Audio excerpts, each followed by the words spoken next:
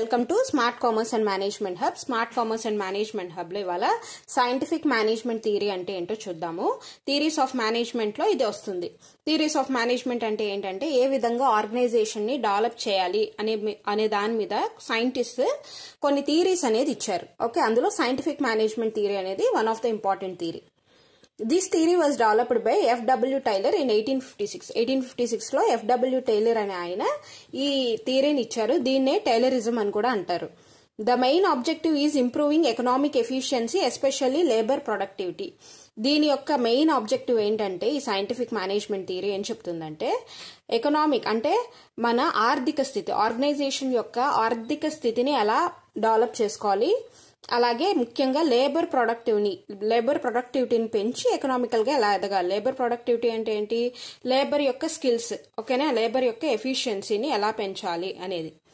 It is recommended simplifying task to increase the productivity. ఆ విధంగా అలాగే వాళ్ళ టాస్క్స్ ని ఎఫిషియెంట్ గా చేసి, అంటే వాళ్ళకి ఇచ్చే వర్క్ ని ఎఫిషియన్సీగా వాళ్ళ స్కిల్స్ ని చేసి మన ప్రొడక్టివిటీని ఎలా పెంచుకోవాలి. It suggested that leaders assign team members to jobs that best match their abilities, train them thoroughly. అంటే ఏంటంటే లేబర్ యొక్క జాబ్స్ ని వాళ్ళ యొక్క స్కిల్స్ ని ఎబిలిటీస్ ని బట్టి వాళ్ళకి ఆ జాబ్స్ ని అసైన్ చేసి వాళ్ళని ఆ జాబ్ లో థరోగా ట్రైన్ చేయాలి మరియు సూపర్వైజ్ చేయాలి అని చెప్తున్నారు.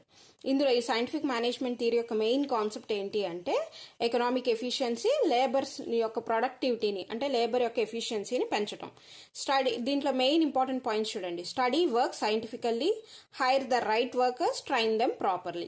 రైట్ ప్లేస్ లో పెట్టడం, అలాగే వాళ్ళని ట్రైన్ చేయడం. ఈ మూడు ఇంపార్టెంట్ పాయింట్స్ అనమాట. ఈ reasons for scientific management theory failure. అయితే ఈ థియరీ ఎందుకు ఫెయిల్ అయింది అంటే main too much focus on money. Main గా దేని మీద, ఎందుకంటే ఎకనామికల్ ఎఫిషియన్సీ మీద, ఏ విధంగా ఆర్గనైజేషన్ మనీ సంపాదించుకోవాలి అనే దాని మీదే కాన్సన్ట్రేట్ చేశారే తప్ప హ్యూమన్ వాల్యూస్ కి ఇంపార్టెన్స్ ఇవ్వలేదు.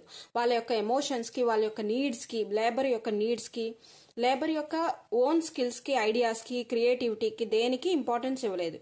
Ignoring human feelings. అందుకు చూడండి, అంటే ఏంటి, ఎమోషన్స్ అనేవి వదిలేశారు. Humanity. Boring and repetitive work అనేది రిపిటేటివ్ గా అదే వర్క్ బోరింగ్ గా ఉంటుంది. ఏది కొత్త వాళ్ళ ఐడియాస్ అనేటి, వాళ్ళ క్రియేటివిటీని డెవలప్ చేసుకోవడానికి ఏమీ లేదు. అలాగే bad relations between workers and managers. ఎప్పుడైతే వర్కర్స్ ని 24 గంటలు ఎప్పుడు చూసినా ట్రైన్ చేయడం, వాళ్ళ స్కిల్స్ పెంచడం, ఇలా దీనివల్ల ఏంటంటే కంట్రోలింగ్ అనేది వచ్చేస్తుంది. మేనేజర్స్ ఏం చేస్తారు, వర్కర్స్ మీద ఓవర్ కంట్రోల్ చేస్తారు. దానివల్ల రిలేషన్షిప్స్ అనేవి దెబ్బతింటాయి. కాబట్టి ఈ సైంటిఫిక్ మేనేజ్మెంట్ థియరీ అనేది ఫెయిల్ అయింది.